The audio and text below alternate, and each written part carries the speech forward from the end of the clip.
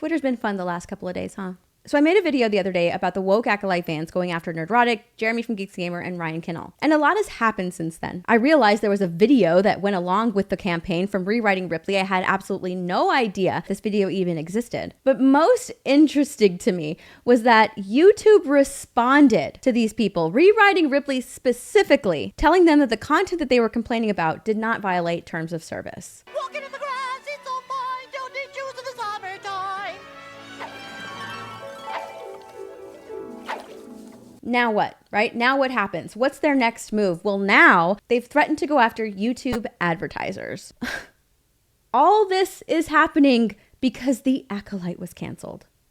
But I wanted to go over the Rewriting Ripley vid because I wasn't able to react to it the other day because I didn't even know about it until I was done filming my video. A handful of YouTubers have jeopardized the safety of our community and creatives we love for too long. The Star Wars fandom demands action. At Team YouTube, demonetize Nerdrotic, Ryan Kinnell, RK Outpost, and Geeks and Gamers. Hate should not be a career path. An alarming number of users are exploiting their platforms to spread hate. Leslie Jones was subjected to By the way, they're taking this segment from ABC, which is a Disney-owned news outlet, by the way. Just throwing that out there. incredibly vicious attacks on Twitter. I don't say anything I don't believe, but of course I do say things in a way that is going to elicit a response from people. Sparking outrage, spraying vitriol at many, and helping to legitimize a movement of negativity growing on the internet.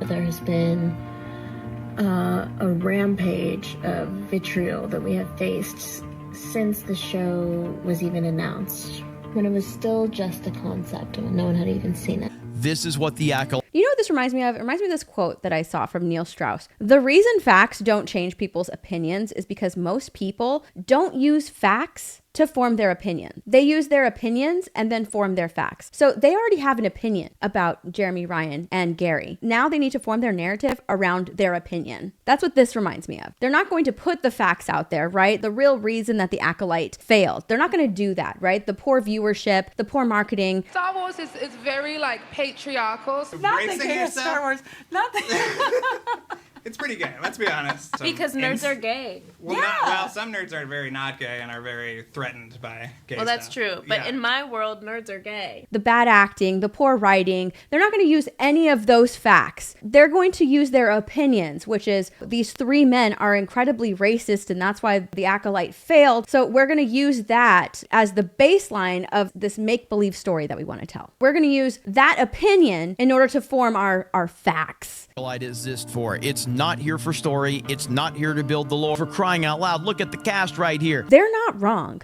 As soon as the Acolyte was announced, what was highlighted in a lot of news articles was about the diversity, the much needed representation and inclusion. And there's nothing wrong with that, but that tells the audience, the people that they're trying to get hyped for the show, that they're not really focusing on the story. Their focus is that they want a woman writer, a woman showrunner, a woman director, because as a lot of the cast will tell you when they started doing all of their interviews, it's needed. It is needed in Star Wars. Still, Star Wars is still very patriarchal. She's a powerful leader.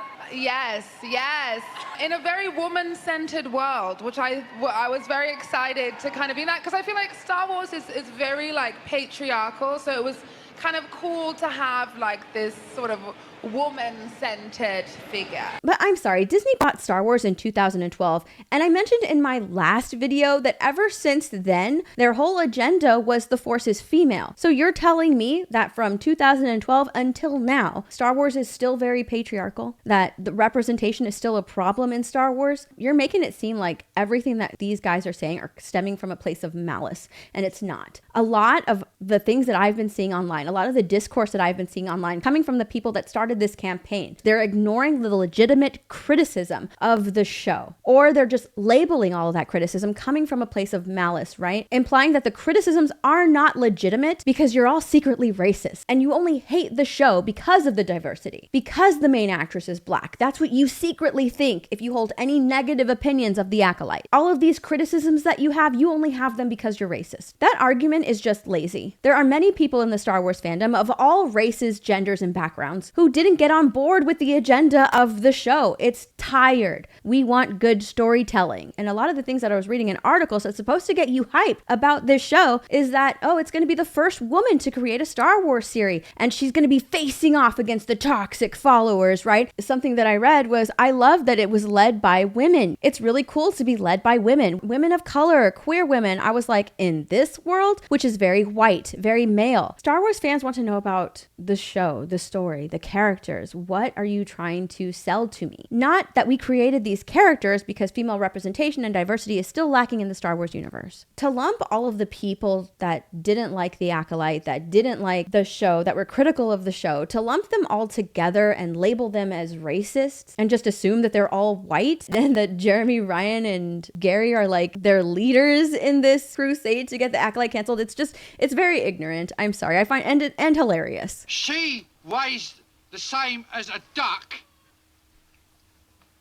She's made of wood. It's a very disingenuous argument because people didn't watch the show because the lead actor was black. They didn't watch the show because it wasn't marketed to them. And to pretend to not know that just proves that you don't really care about the Star Wars fandom. You just want people to agree with you. No arguments, no discussion, just an echo chamber of yes men. Actress Amanda Stenberg playing the victim card. They can do nothing other than play the victim. Amanda Stenberg, the adult pretender. Pathological, sociopathic, feminist liars in popular culture. Almost like she's fucking lying through her teeth. And it would be one thing if we actually saw some evidence of this, right? If we actually saw some of this shit she's talking about. But no, this is just gaslighting. These comments right here, they're from Instagram. They are in reaction to Amanda Stenberg's diss track that she put out. And the reason she put out the diss track, it stemmed from this right here, from this interview with Trevor Noah. She says it in her diss track. People ran with this saying that like this was an interview about the Acolyte. What's funny about that is that Ryan, someone who you guys are going after, says that some of the people are passing this off as an interview while promoting the Acolyte, and that's not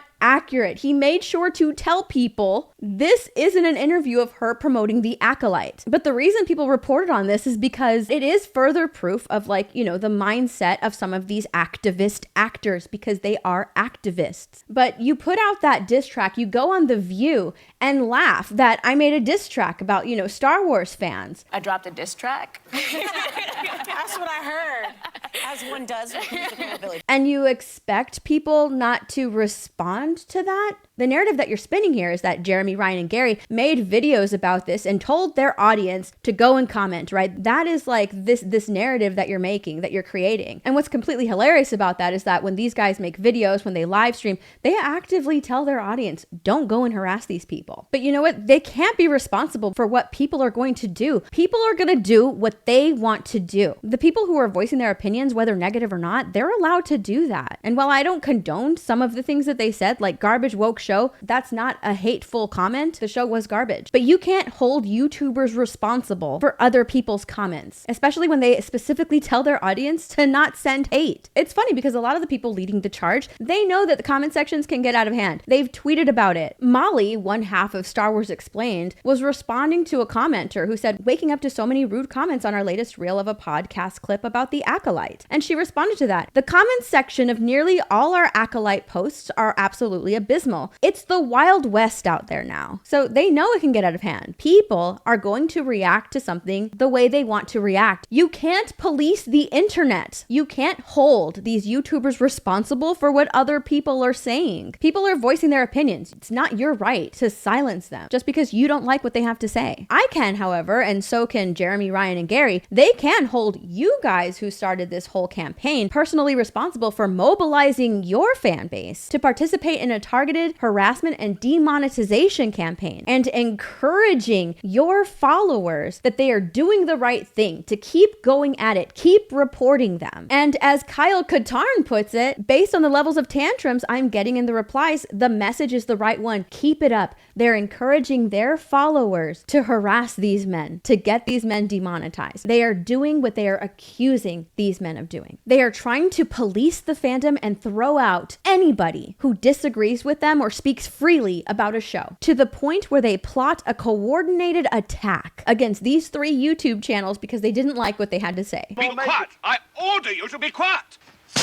And I'm sorry, but I have to ask, who gave you that authority? The superiority complex of these creators, of these Disney shills, who led the charge in this coordinated attack against these guys, must be completely off the charts. If they thought that it was okay to go after these creators, who have their own families and their own employees who depend on them, but they thought that it was okay to try and take away their livelihood, simply because they talked bad about a show that got canceled. And you just happen to like this show. There are a lot of other huge creators that watched the show and reviewed it and didn't like it and were saying the same things about the show that these guys were saying. But you chose these 3 men. And it's not the first time either. What's so funny is that like Kyle Katarn last year replied to Wikipedia, who tweeted out, always remember that it's okay to not enjoy everything in Star Wars. What's not okay is telling others what they can and cannot enjoy. And he responded with, this is the way. By launching this campaign, you're trying to kick out all of the people that didn't like the Acolyte, right? Because you think that by kicking out these creators, you're also going to kick out all of the people who follow them and like clear out the fan base of these people that don't like what Disney Star Wars is putting out right now. You're trying to cleanse the fan base. I have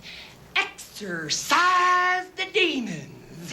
Well, it didn't work. And time will tell if it eventually does, because this isn't the first time that they've gone after these guys. It won't be the last. But you know what they have that you guys don't? An audience that supports them. There are some people that I saw replying to you guys who weren't on board with what you guys were saying. And the audience that you all have cultivated is one that will turn their back on you in a heartbeat. If you aren't with us, then you must be with them. The audience that Jeremy, Gary, and Ryan have will continue to support them no matter what. And you know what? I truly think that you guys know that what you did was wrong, because you're already walking it back. Just to be clear, I did not write or create this, and there are other accounts who posted it before I did. Not sure where credit is due. What she's writing here tells me that she doesn't want to take responsibility for this because she can be held liable for spreading slander. So you guys can't even stand on your own 2 feet and back up what you're putting out. You don't truly believe in any of this. You don't want to be recognized as the face who launched this campaign against these creators. But you will definitely 100% put Jeremy, Ryan, and Gary as the face of Star Wars hate. You're a bunch of weak people. The Acolyte sucked, and y'all need to move on.